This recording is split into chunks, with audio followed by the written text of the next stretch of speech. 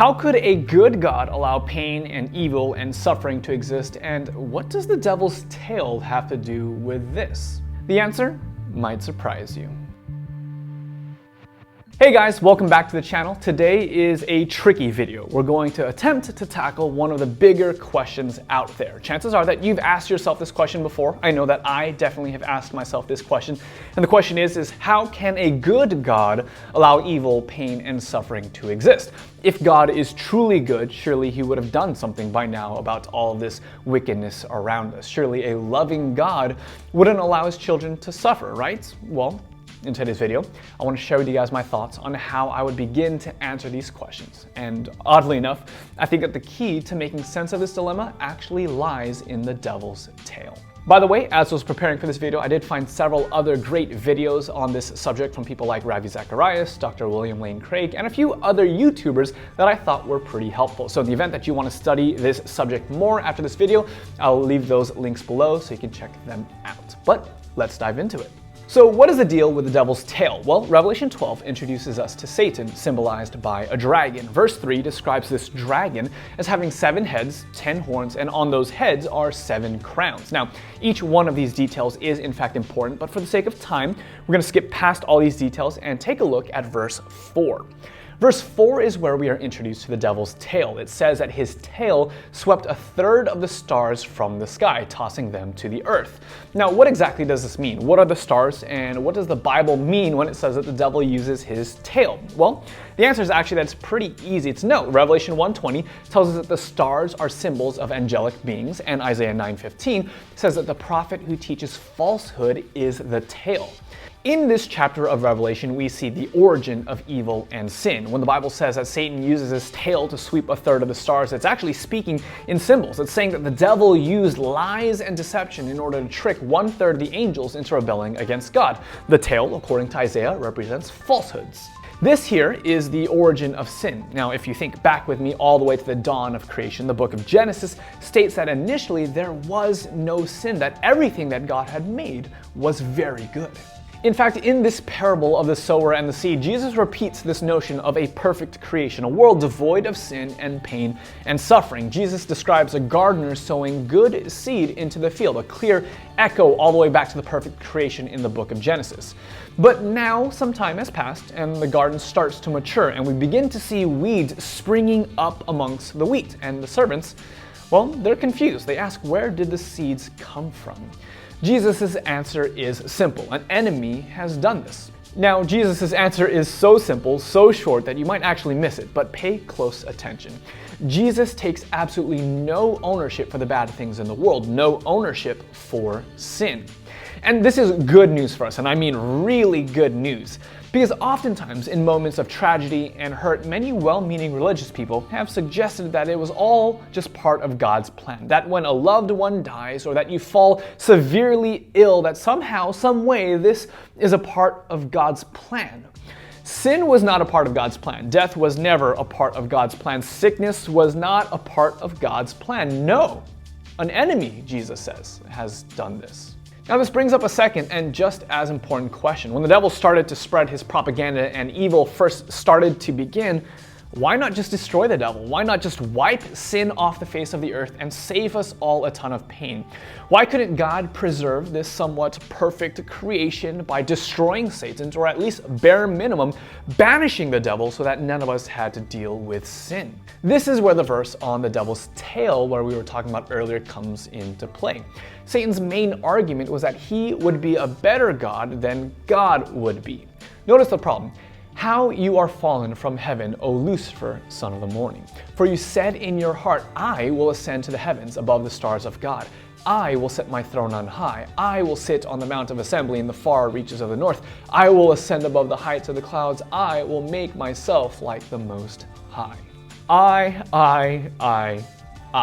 On display for all of us to see, we have the devil's way of running the universe. Life lived under Satan's model is all about me, myself, and I. And yet, ironically, one of Satan's arguments was that God at his core was selfish, that God couldn't care less about you and me, and that the only reasons why we existed was because God just wanted some attention. Satan's claim was that God was so vain and arrogant that he would just go through the trouble of creating us to fill up his own ego. But when you compare that with how God really operates, you can see right through these lies. The idea that God is selfish is so ignorant, so far from the truth, and such an obvious mischaracterization of who God is if you just take a second to think about it. I mean, think about what has God personally gained from creating us? Absolutely nothing. If you look around us, or if you even just turn on the news for a second, God has received nothing but pain, sorrow, and heartache, and yet he still went with creation knowing ahead of time what it would cost him. Listen, God didn't gain anything for creation. In fact, rather than gaining anything, God paid a huge price in creating us. Think about what the cross represents, that God would willingly pay for creation with his own life. This idea that God is vain and narcissistic is such an obvious lie when you see what God was willing to give for you and I. But here is the problem. You see, you know this, and I know this, but back then, the angels didn't know this. Up to that moment when Satan used his tail to mess everything up, the angels had never had a reason to doubt God. And this is what made Satan's lies so powerful. This was why God destroying Satan or just banishing him to the corner of the galaxy would have been a huge mistake. Just think about how this would look.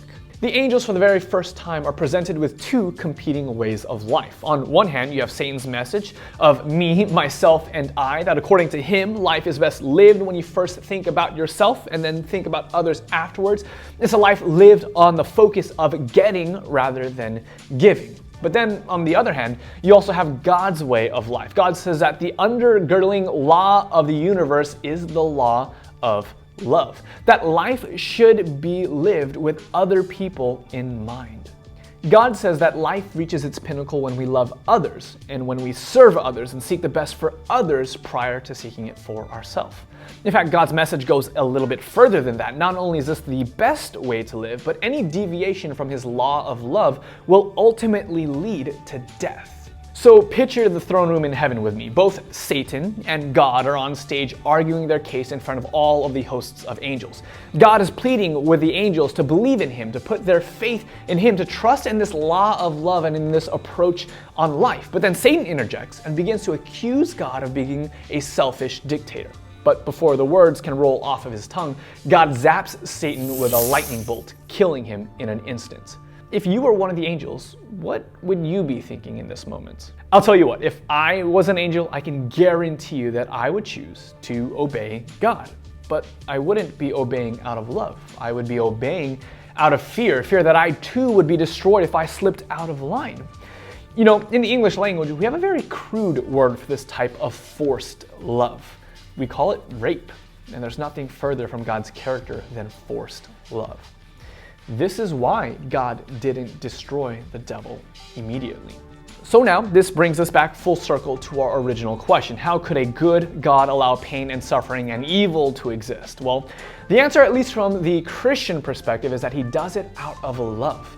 You see, after duping Adam and Eve, God has allowed this planet to become a demonstration of what life looks like lived under Satan's principle. You see, you and I are on display as a living spectacle to the universe, an example of what happens when we deviate from God's law of love and an example of what Satan's kingdom actually looks like. But the good news is that this isn't the end of the story. This isn't how things are going to be for all of eternity.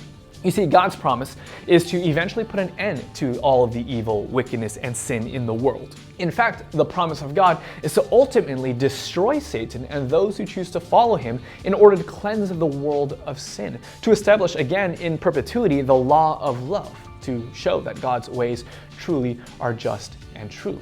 Only the difference now is that since we have lived here on this earth through all this pain and turmoil, when the devil and his angels are thrown into the fire and destroyed, we don't have to serve God out of fear because we have seen who the devil is, who he really is, a con artist and a liar. and now we can enjoy eternity without any fear of sin rising up again. This approach that God has taken both secures a future without sin while also maintaining the perfect ideal of a kingdom founded on the law of love. And if you ask me, that's a pretty good thing. Hey guys, thank you so much for watching to the end of this video. I definitely enjoyed studying this subject out and preparing it for you guys, and I'm interested in hearing from you.